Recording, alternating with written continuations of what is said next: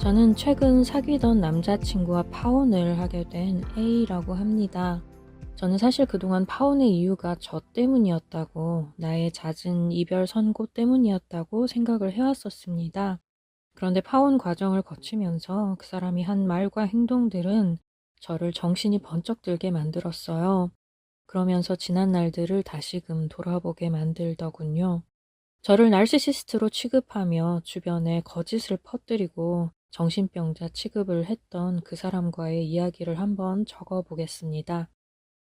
연애하는 동안 그 사람은 저를 비롯해 주변 사람들과 대화할 때 특히 싫어하던 것이 있습니다. 제가 대화 중에 타인의 말을 인용하는 것을 싫어했어요. 내 친구 땡땡이가 그러는데 혹은 우리 회사 실장님이 그러셨는데 라며 말을 시작하는 것을 무척 싫어했습니다. 친구와 이야기했던 내용이나 직장 동료 혹은 가족의 이야기를 해주려고 하면 그 사람은 항상 이렇게 말했어요. 에이야, 주변 사람 말고 너의 이야기를 해봐. 그런데 이상하게도 정작 그 사람은 자기가 한 말대로 행동하지 않더군요. 자기 주변 사람들의 말과 행동을 똑같이 따라 했어요. 친구나 후배가 좋았다고 하는 식당이나 여행지, 하는 행동과 말투, 습관 등, 그리고 그들이 괜찮다고 생각하는 다른 사람들의 말과 행동 등을 그대로 따라 하더라고요. 뿐만 아니라 자기 친구의 부인이나 여자친구가 하는 행동을 저에게도 하라고 했습니다. 예를 들면 땡땡이 여자친구가 적금을 월 100만 원씩 들고 있대. A도 그렇게 한번 해봐. 이런 일이 가끔 있으면 저도 이해를 하겠는데 주변 사람들이 하는 모든 좋아 보이는 것들을 자꾸만 저에게 대입시키려고 했습니다.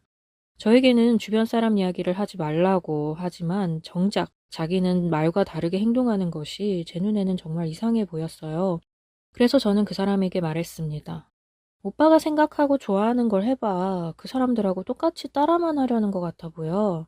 그랬더니 이렇게 대답하더군요. 나는 따라하는 게 아니야. 내가 생각해서 그들이 하는 걸 내가 선택한 것뿐이야. 이런 식의 좀 의아한 대화가 자주 반복되어서 저는 함께 대화로 오해를 풀어나가고 싶었습니다. 그런데 이런 문제들뿐 아니라 정말 중요한 주제인 결혼에 대해서도 진지한 대화를 자꾸만 피하더라고요. 큰 문제들은 그때 가서 생각하면 돼 라고만 말하고 전혀 없던 일처럼 그냥 넘어가기 일쑤였습니다. 그게 사실 회피인지 아니면 그 남자만의 문제 해결 방식인지는 모르겠지만 아무튼 그 당시에는 정말 단 한 번도 대화다운 대화를 해본 적이 없었습니다.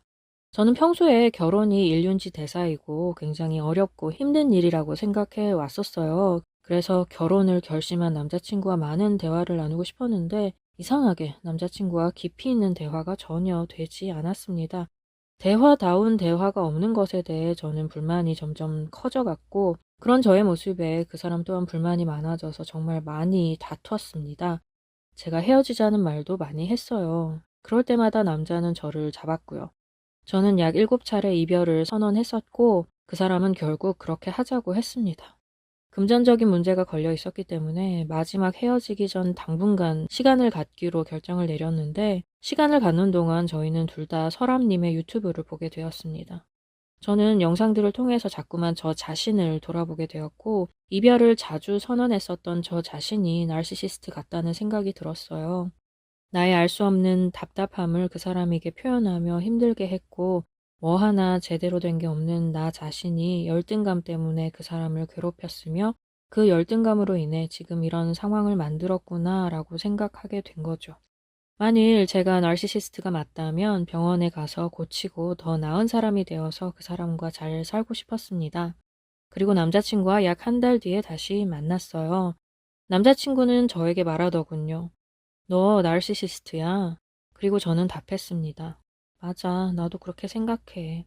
그리고 저희는 그 주제에 대해 약 서너 시간을 이야기했습니다. 남자친구와 그런 식으로 대화를 해본 게 처음이었어요. 허심탄회하게 이야기할 수 있었다는 사실이 굉장히 놀라웠습니다. 그 사람은 저에게 이렇게 말했죠. 놀랐다. 나르시시스트는 본인이 나르시시스트인 걸 부정한다던데 그나마 너는 좀 나은 케이스인가 보다. 그런데 그거 못 고친대. 그리고 너 병원에 가봐. 너 병원에 간다고 하면 내가 같이 가줄 순 있어? 저는 그의 눈을 보았습니다.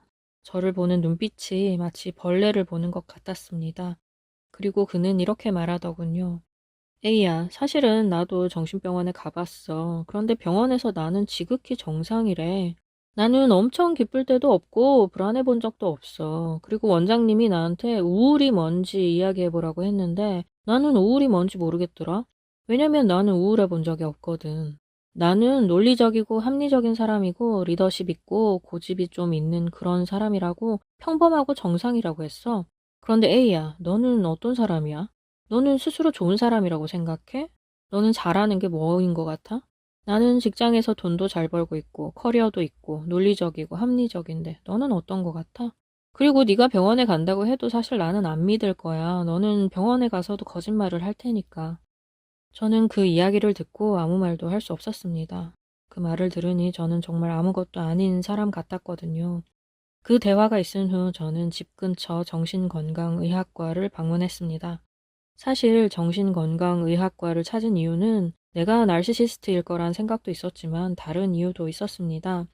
그 사람을 만난 이후 전력 질주로 달리기를 한 것처럼 항상 심장이 24시간 뛰고 있었고 잠자는 시간 외에는 아무것도 할 수가 없었거든요. 심장이 고장났다는 표현이 이런 거구나 하는 것을 처음 느낄 수 있었습니다. 심장에 총 맞았다라는 표현이 딱 맞더라고요. 아, 노래 가사가 다 경험이었구나 싶은 생각이 들었습니다. 아무튼 심장이 이렇게 뛰다가는 죽을 수도 있겠다는 생각이 들더군요. 게다가 이상하게도 아무 생각도 못하고 먹지도 마시지도 못했고 정말 아무것도 할 수가 없었습니다. 그래서 혼자서 판단했죠. 나 이거 병이야. 그렇게 저 스스로가 정신이 아프다는 걸 느끼고 병원을 예약했던 것입니다. 스스로에 대한 자책이 너무 심했습니다. 한없이 바닥으로 저 자신이 꺼지는 것 같은 느낌이 들었어요. 정신병원에서 저는 그간의 이야기들을 다 털어놓았고 원장님은 저의 사연을 천천히 들어주셨습니다. 그리고 저에게 말씀하셨어요. 그 남자분하고 헤어지세요. 저는 그 병원을 방문할 당시 어쩌면 진짜 나르시시스트 같은 사람은 내가 아니라 그 사람이야 라는 생각이 서서히 들기 시작했었는데 그 대답을 원장님께 들으니 조금 마음이 놓이는 것 같았습니다. 물론 이것도 원장님은 제 말만 들으셨으니 편향된 이야기였을 수도 있고 제가 마음이 편하라고 그렇게 말해주신 거일 수도 있어요. 그냥 참고만 해주시기 바랍니다. 그 후 2주 정도가 지나고 집 문제로 남자와 다시 만났습니다. 결혼 준비로 계약했었던 집을 취소하기 위해 다시 만나야 했어요. 남자는 연애하는 동안 자기가 줬던 물건들을 다시 다 가져오라고 하더군요. 그래서 저는 다 다시 가져다 줬습니다. 집이 취소되면서 들어간 돈도 제가 다 부담해야 한다고 말했어요. 제가 돈을 반반 부담하면 안 되겠냐고 하니 화를 내면서 파혼 위자료 소송을 진행하겠다고 합니다. 이 파혼의 귀책 사유는 저에게 있다며 3천만 원까지 받아낼 자신이 있다고 하더라고요. 저는 너무 기가 차서 들어간 돈 다 부담할 테니 그럼 다신 그딴 소리 안 할 종이 한 장 적어달라고 했습니다. 그 돈을 다 준 이유는 저에게 귀책 사유가 있기 때문이 아니었고 더 이상 진흙탕 싸움이 되길 원하지 않았기 때문이었어요. 그냥 그 돈을 다 주고 다 끝내버리고 싶었습니다. 주변에서도 안전 이별하라며 그냥 다 줘버리라고 했고요. 그런데 그 남자에게 돈을 주고 끝난 그 후에 제가 알게 된 아주 당황스러운 사실들이 있습니다. 첫 번째, 저와 헤어지려 저의 문제를 일부러 만들고 그 이유에 대한 증거를 찾으러 다녔어요. 그 와중에 저의 전 남자친구까지 만났더군요. 지인이 귀뜸해줘서 알게 된 사실입니다. 저의 전 남자친구를 만나서 제가 나르시시스트라는 증거를 찾으려 했지만 실패한 것 같아요. 그 일에 대한 언급은 저에게 하지 않았으니까요.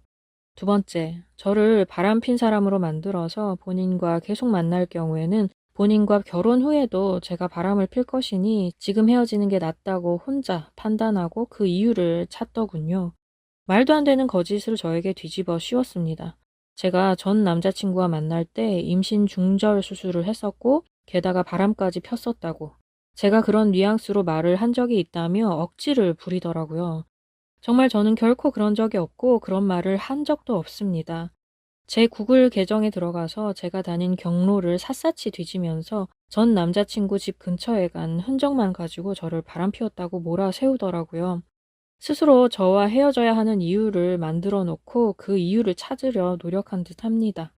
세 번째, 그 사람과 저는 같은 동호회라 아는 사람들이 겹치는데요. 그 동호회 사람들에게 이렇게 말하고 다닙니다. A는 거짓말쟁이이고 좋은 사람인 척하는 무서운 아이야. 사실은 그렇게 착한 게 아니고 남을 이용하려고 그렇게 밑밥을 까는 거야. 남자 만나려고 동호회에 들어온 거야. 나도 그렇게 이용당했고 오죽하면 나에게 돈을 다 줬겠냐. 다 찔리는 이유가 있고 이유가 있어서다.